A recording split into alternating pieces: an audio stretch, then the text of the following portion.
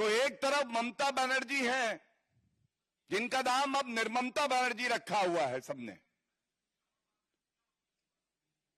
ये अपराधियों के साथ खड़ी हो सकती हैं। जो पूर्व में प्रिंसिपल था, जिसकी जिम्मेदारी बनती थी कि सभी बच्चों को जो डॉक्टर हैं उनकी रक्षा करे, उसके खिलाफ कार्रवाई तो दूर की बात है, उसको रिवॉर्ड करती हैं, ये उसके साथ खड़ी होती हैं। और ये नष्ट क्या करती हैं? ये नष्ट करती हैं एक महिला की अस्मिता को, नष्ट करती है ये संविधान के प्रावधानों को जिसकी इन्होंने शपथ ली है कि मैं बचाऊंगी, नष्ट ये करती है कानून का जो राज होना चाहिए उसको, और नष्ट ये करती है जो तथ्य और साक्ष्य सबसे जरूरी है इस केस में उनको। हमारी बहन जिसके साथ ये जघन्य अपराध हुआ है,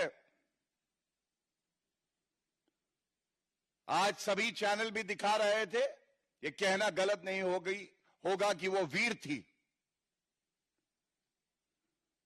उसने अपनी अस्मिता को बचाने के लिए संघर्ष किया, लेकिन ममता बनर्जी का कानून का डंडा नदारद था। ममता बनर्जी दोषियों के साथ खड़ी थी, और मैंने जब कहा था इंसाफ पीड़िता मृतक परिवार को, इस्तीफा ममता बनर्जी का, और इकबाल कहा था, इकबाल वर्दी का, जिसको नष्ट करने वाली ममता द डिस्ट्रॉयर फिर से हैं।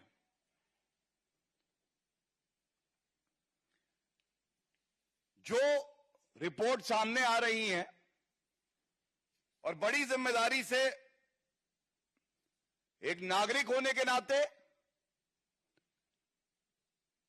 हमारी बहन का भाई होने के नाते, भारतीय जनता पार्टी का प्रवक्ता होने के नाते, और एक वरिष्ठ अधिवक्ता होने के नाते ये सवाल मैं पूछता हूं।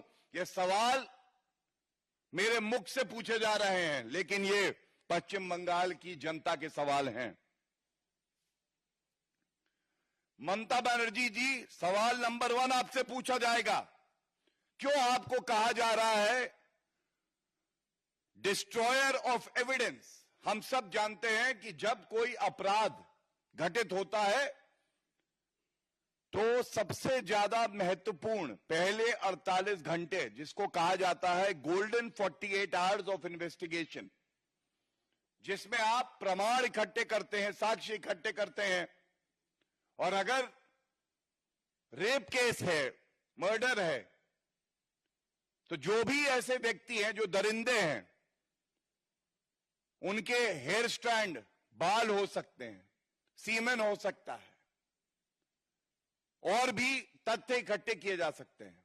लेकिन देरी का मतलब यह होता है कि प्रोसिक्यूशन, जो कि उस वक्त ममता बनर्जी, क्योंकि गृह मंत्री थी, पुलिस उनकी थी, उनके तत्वाधान में था, उसको कमजोर करने का प्रयास। तो पहला सवाल यह है, ममता बनर्जी, आपका मुझे वक्तव्य याद है, आपने कहा कुछ दिन बाद सीबीआई को मैं जांच ट्रांसफर कर दूंगी अगर मगर। जब ये जघन्य अपराध होने के बाद खबर आती है,